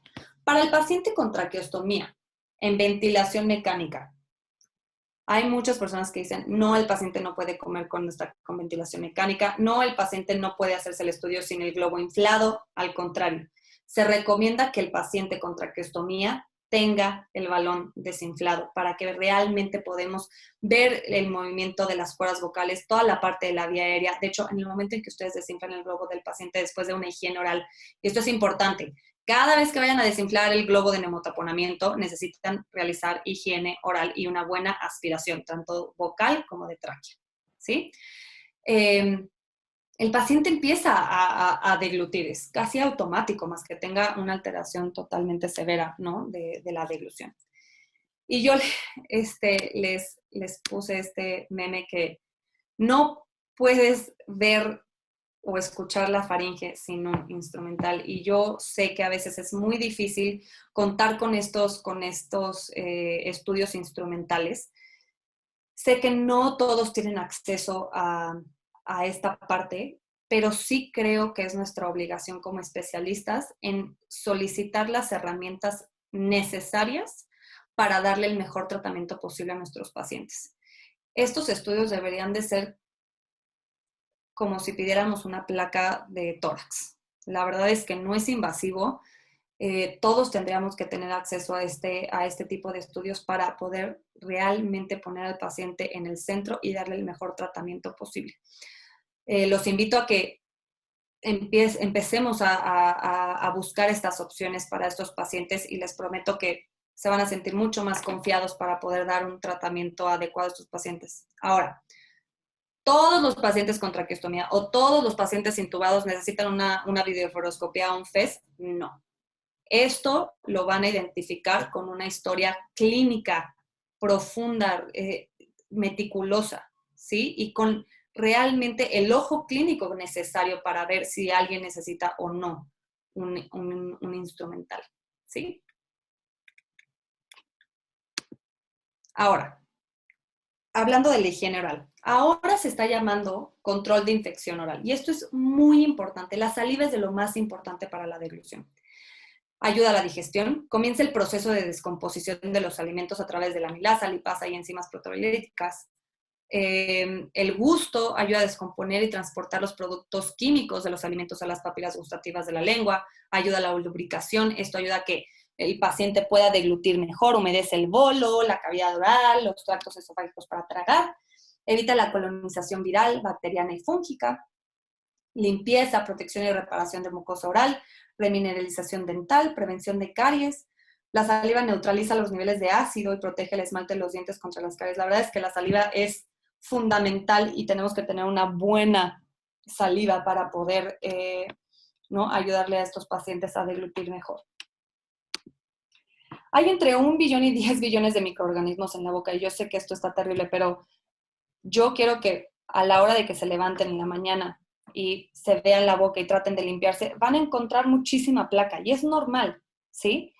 Pero en estos pacientes que vemos en terapia intensiva que de por sí están muy vulnerables, es importante que consideremos que no hay nada más importante que lo podemos ayudar desde que el paciente esté intubado. Por eso les digo que nuestra intervención es desde el que el paciente esté intubado. Hay que lavarle los dientes. Las neumonías por cuidado bucal deficiente son las principales infecciones evitables.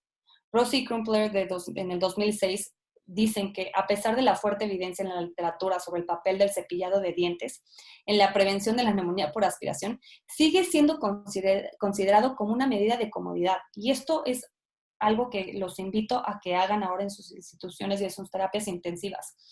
Cuando vemos el cepillado de dientes como una comodidad y no una necesidad, estamos en problemas. Esto puede ayudar muchísimo al paciente y en verdad hemos visto grandes beneficios acerca de esto. Solo se necesitan 48 horas de hospitalización en un paciente críticamente enfermo para que tengan cambios en cavidad oral. 48 horas. Y normalmente estos pacientes pasan más de este tiempo. Supongamos, tenemos este paciente, les hacen una interconsulta y dicen, el paciente no puede tragar. Le di agua y todo se le fue, tosió, se le cayó por enfrente, tiene derrame, ¿no? Anterior, posterior, etcétera, etcétera. Ok. Voy a ver al paciente y me encuentro con esto. ¿Ustedes creen que este paciente esté en condiciones de tragar? Número 1, veamos el tema de la saliva. ¿Cómo ven esa lengua? ¿Cómo ven ese paladar? ¿Cómo ven los labios? ¿Cómo ven los dientes? ¿Es una mucosa que está hidratada? ¿Es una mucosa que está sana? ¿Cómo creen que se vaya a mover esa lengua? ¿Creen que tenga todo el rango de movimiento adecuado para la deglución? Y número 2, imagínense darle agua a este pobre hombre con la lengua así de sucia. Eso está lleno de bacterias, colonizado, y si el paciente llega a roncoaspirar así, probablemente se infecte. Solución. Del lado izquierdo, fueron 10 minutos después de usar el cepillo de dientes y pasta. Véanle la comparación de los dientes a esto. Y del lado derecho inferior es una semana de lavado de dientes diario, 3 veces al día y el uso de vaselina. Realmente no necesitamos gran cosa para mantener a un paciente con una buena higiene oral, con un control de infección oral. Es importantísimo que tengamos esto en consideración para los pacientes que estén en rehabilitación. Bueno, realmente todos los pacientes, pero es importante que con algo tan sencillo podamos ayudarlos, ¿sí?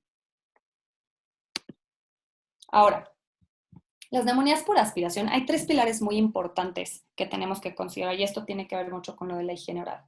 Número 1, debe de haber un material patogénico, ¿no? Secreciones con bacterias, partículas de comida, contenido gástrico, que altere el pH de los pulmones, etcétera, etcétera. Número 2, el sistema inmune comprometido, lo cual, pues la mayoría de nuestros pacientes en terapia intensiva, pues tiene un sistema de defensa, pues no tan bueno, ¿no? Y en tercer lugar, la presencia de aspiraciones. Y esto es dependiente de volumen y ubicación. O sea, todo tiene que ver, muchas veces se ha hablado sobre que si el paciente broncoaspira se va únicamente en el pulmón derecho. Y esto no es necesariamente cierto, depende muchísimo de la cantidad que es aspirada y de la posición en la que el paciente está. Si está el paciente del lado izquierdo, si está del lado derecho, etcétera, etcétera. ¿Sí? Entonces, si nosotros quitamos en estos pilares el secreciones con bacteria, el cuidar, ¿no?, realmente que partículas de comida se vayan a la vía aérea, el contenido gástrico, porque ya evaluamos al paciente, ¿no? Realmente vamos a prevenir que estos pacientes desarrollen una neumonía por aspiración, ¿sí? Es importante que tengamos esto en consideración porque con cosas tan sencillas podemos lograr mucho. Y esto no se hace solo, se hace en equipo. Se hace con ganas de hacer mejor las cosas, ¿sí?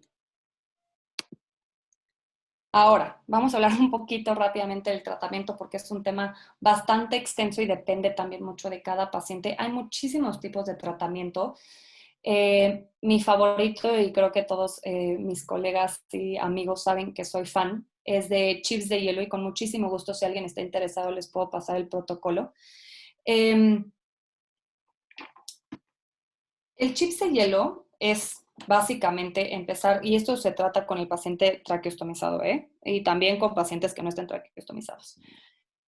Es en, número 1, higiene oral, súper riguroso, ya lo aspiré por todos lados, tolera el desinflado del globo, entonces ya lo desinflé y voy a empezar con el protocolo de chips de hielo. Normalmente está recomendado para los pacientes con disfagia severa, aunque ayuda en todas las disfagias, pero estos son los pacientes que no pueden manejar secreciones, ¿no?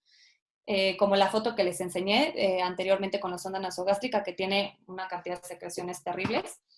Y bueno, realmente lo que tratan de hacer con este protocolo es que al final de cuentas es un volumen pequeño y controlable que va desde el tamaño de un chícharo hasta el tamaño de la goma de un lápiz. Realmente son bolos muy pequeños, entre 5 por 7 mililitros, ¿no? O sea, y realmente con hielo, o sea, el hielo debe de medir alrededor de 1 mililitro de agua derretida, no más, no más. Se ha demostrado que, ¿no?, las acoporinas drenan lo que se llegue a aspirar, y si realmente aspira el paciente, que probablemente con una disfagia severa aspire, es contenido limpio y es en cantidades muy pequeñas que no le hacen daño al pulmón.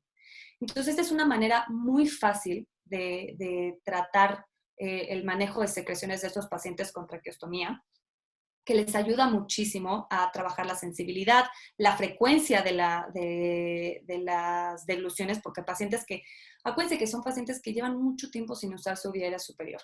Entonces, tenemos que volverles a enseñar a cómo hacer absolutamente todo, ¿sí? Entonces, es importante que trabajemos esta parte.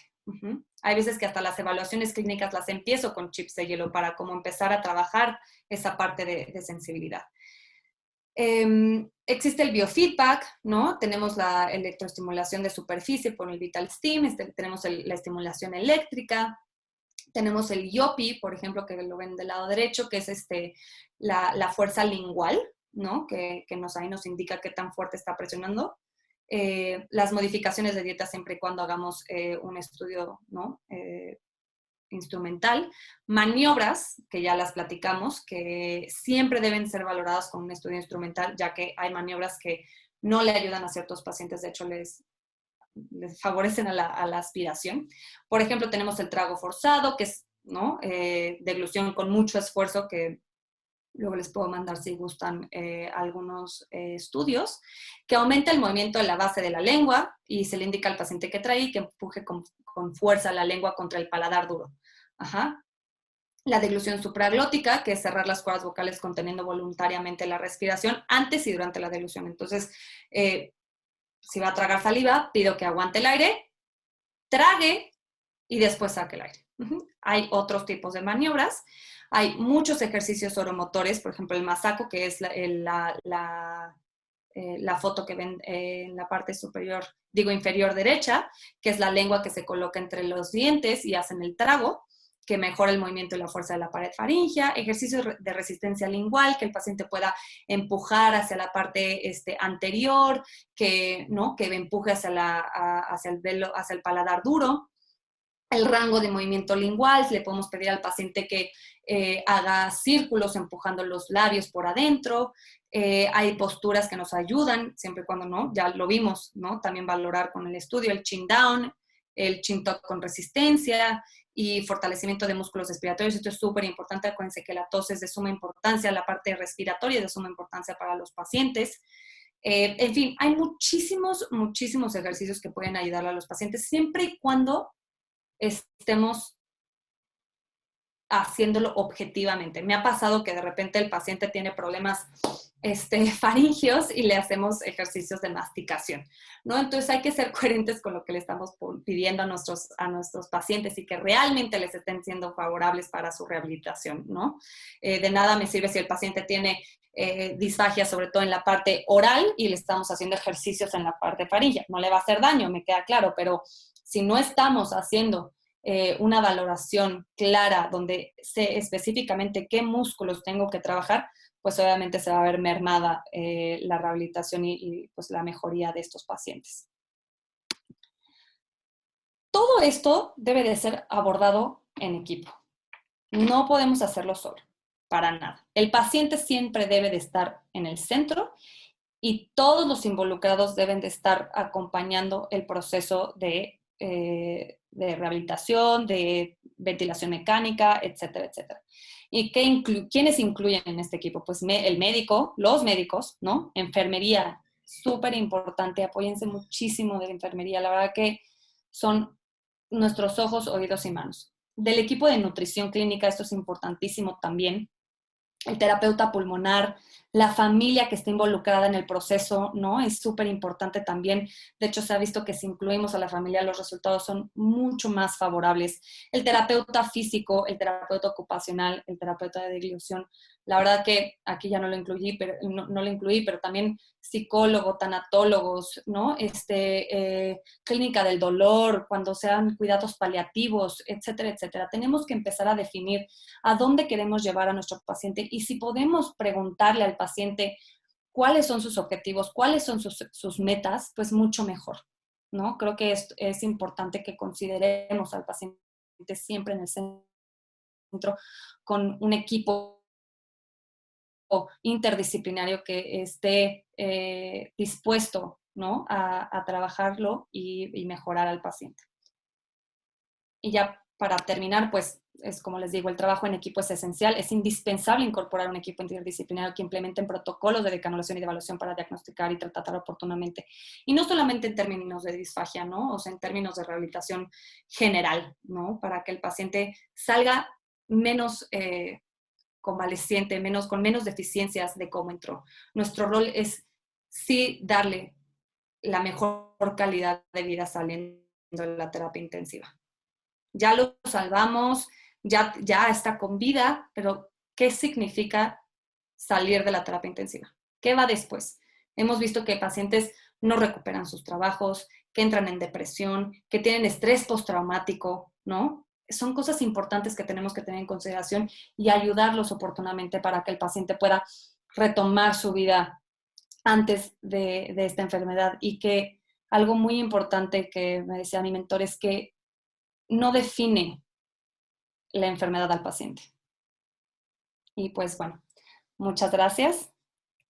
Y quien tenga preguntitas, aquí estoy al pendiente. Nada más dejo de compartir. Muchas gracias, licenciada María. Les recordamos a nuestros participantes que esta es una sesión a micrófono abierto, por lo que si ustedes quieren hacerle alguna pregunta o algún comentario, lo pueden hacer por medio del chat o levantando su mano y nosotros les activaremos el micrófono. Mientras, licenciada, ya tenemos aquí algunas preguntas de nuestros participantes en el chat. Claro. Aquí tenemos un comentario y pregunta de Axel. Él nos comenta: antes que nada, muchas gracias, licenciada, por compartir sus conocimientos. Y él nos comenta si hay algún tip, truco o maniobra para trabajar la disfagia en un paciente que está estable, pero neurológicamente comprometido? Es una excelente pregunta. El paciente neurológico es mucho más complejo. Aquí tendríamos que evaluar realmente la disfagia como tal que tiene el paciente neurológico. Normalmente el paciente neurológico presenta disfagias mucho más severas. Entonces, sería cosa más bien de hacerle una evaluación clínica e instrumental para ver qué maniobra en específico ese paciente puede beneficiarse. Realmente hay maniobras o posturas que son muy generales, pero como ya lo vimos en los estudios, depende mucho del paciente y a qué nivel neurológico está afectada la deglución. Perfecto, licenciada, muchas gracias. También aquí tenemos igual continúa su comentario. No sé si existen maniobras pasivas o reflejas para pacientes no cooperadores. O bien, estos pacientes preguntan si son candidatos para algún tratamiento de esta disfagia, licenciada.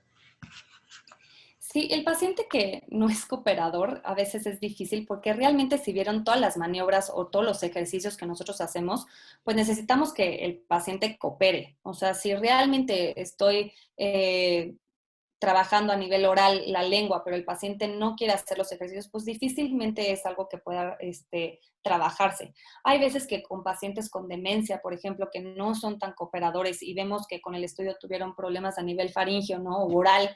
Trabajamos mucho, por ejemplo, con estimulación eléctrica neuromuscular como el Vital Steam, mientras damos alimentos que sabemos que el paciente puede deglutir y trabajarlo pasivamente. No se ha demostrado tanta evidencia, pero bueno, es lo que tenemos a nuestro alcance en este momento. Perfecto, licenciada, muchas gracias. Aquí también nos ponen un comentario con respecto al aseo bucal. Nos dice Ricardo Balboa que en el hospital donde él trabaja, en la UCI unos usan la solución, van aspirando conforme cepillan y en otros usan pasta colgate común. La pregunta es si hay alguna diferencia o... No, un comentario, ¿no? De lo que usan en su En su hospital. hospital. Ok. Sí. Realmente lo que nos va a favorecer mucho más es el cepillado. Lo que queremos hacer realmente es quitar la placa que se va creando. De hecho, nosotros empezamos a hacer placa después de las 3 horas de habernos cepillado los dientes. Se han hecho estudios de cepillado con agua fisiológica y con pasta de dientes, ¿no? Y realmente lo que hace la diferencia real es el cepillado de dientes. Usar las esponjitas con clorhexidina, la verdad es que no tiene evidencia de que quite placa y de que previene neumonías por aspiración. Entonces, lo que les recomendaría es, no necesariamente tiene que ser una pasta en específico, puede ser cualquiera, se lo pueden pedir a familiares, ¿no? Buscar alguna donación, tal vez, pero lo más importante es el cepillado de dientes. Cepillado de dientes y de lengua, si pueden hacerlo en mejillas por adentro, etcétera, también es súper importante. Perfecto, licenciada, muchas gracias. Aquí también tenemos una pregunta de Belinda. Ella nos pregunta acerca de si existe alguna contraindicación en el uso de Vital Steam en pacientes con traqueostomía. No debería de haber alguna contraindicación, o sea, más que el paciente esté inconsciente y no reaccione ¿no? Porque acuérdense que el Vital Steam como funciona es a nivel o sea, neuromuscular y tiene que haber una contracción. Si el paciente no está haciendo el esfuerzo, no voy a reclutar fibras musculares. Entonces, si el paciente no está haciendo activamente la contracción, de nada me va a servir el Vital Steam. De hecho, en algún momento habían sugerido al paciente intubado ponerle el Vital Steam para ver si prevenía algo y la verdad es que no tiene ninguna evidencia y no tiene sentido el usarlo si no está haciendo una contracción activa por parte del paciente. Muchas gracias, licenciada. Aquí también Saraí Tiosol nos pregunta si dentro del equipo interdisciplinario sería importante la participación del personal de odontología, licenciada. Bueno, sería maravilloso tenerlos en en nuestro equipo, ¿no? De abordaje. La verdad es que en Estados Unidos ha incrementado las interconsultas a odontología. De hecho, en Estados Unidos se hace una valoración de la calidad oral que el paciente llega a terapia intensiva y sobre eso se define cuántas veces se debe de cepillar los dientes. De hecho, en paciente crítico se recomienda que 4 veces al día se cepillen los dientes y les dan los kits dependiendo de la severidad, ¿no? del paciente, y se hace interconsultas para que se les hagan limpiezas con el equipo de odontología, y la verdad es que me parece maravilloso. Me encantaría que en México empecemos a trabajar esa parte y que trabajemos con más disciplinas. Claro que siempre son bienvenidas y nos ayudarían muchísimo, sobre todo pacientes con intubación que tienen la fijación, ¿no? Ellos tienen obviamente mucho más experiencia en este tema. Perfecto, licenciada, muchas gracias. Aquí también tenemos otra pregunta también de Saraí. Ella nos dice si tiene un paciente que ya presenta reflujo crónico, ¿qué tan viable podría ser el uso de traqueotomía, licenciada?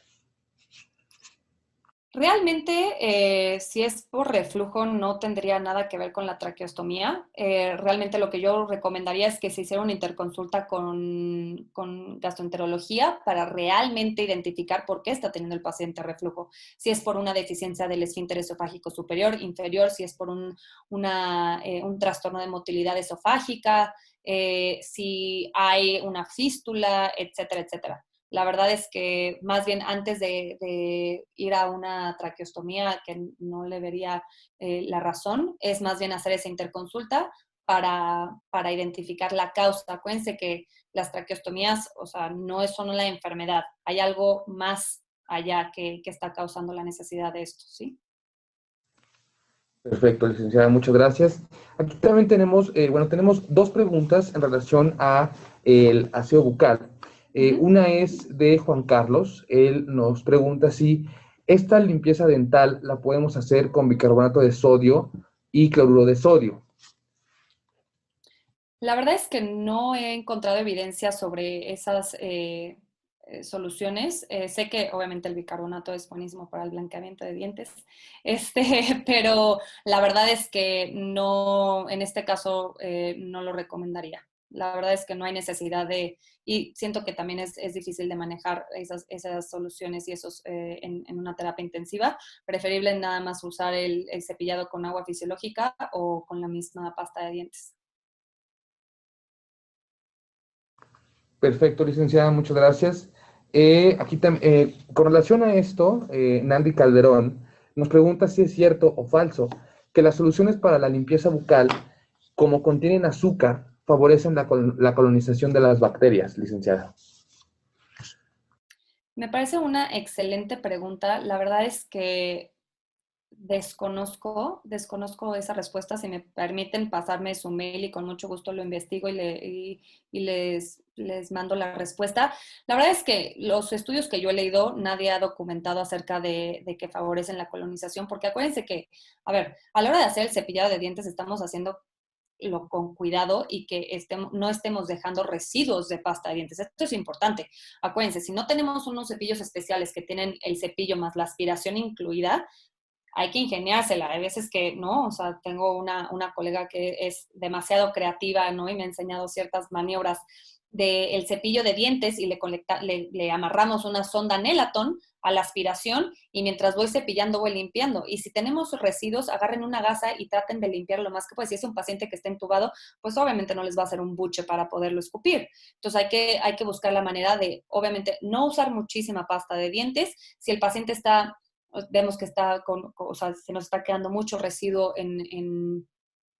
con la pasta de dientes, hacerlo con agua fisiológica, pero sí el cepillado de dientes. Perfecto, licenciada, muchas gracias. Aquí también tenemos muchos comentarios con respecto a que están interesados en el protocolo que nos comentó durante la ponencia, licenciada. Muchos nos pusieron aquí su correo electrónico. Si usted lo prefiere, le compartimos estos correos electrónicos o podemos subir el protocolo a nuestra plataforma para que lo puedan consultar, licenciada. Claro, claro. ¿Se refieren al protocolo de chips de hielo o a cuál Así es, específico? sí, así es. Claro, con muchísimo gusto se los puedo pasar. La verdad que es de suma importancia y me encanta el entusiasmo que tienen. La verdad es que van a favorecer muchísimo a sus pacientes. Con muchísimo gusto, como ustedes me digan, les proporciono el artículo. Perfecto, licenciada. Entonces, también nos ponemos de acuerdo con la licenciada Carolina Aguilera para Claro. subir a la plataforma el protocolo y que lo puedan consultar nuestros participantes. Claro que sí. Por el momento ya no hay más preguntas, licenciada. No sé si usted quisiera agregar algo que considere importante, que no le hayamos preguntado, para que se queden nuestros participantes esta tarde-noche. Por favor, licenciada.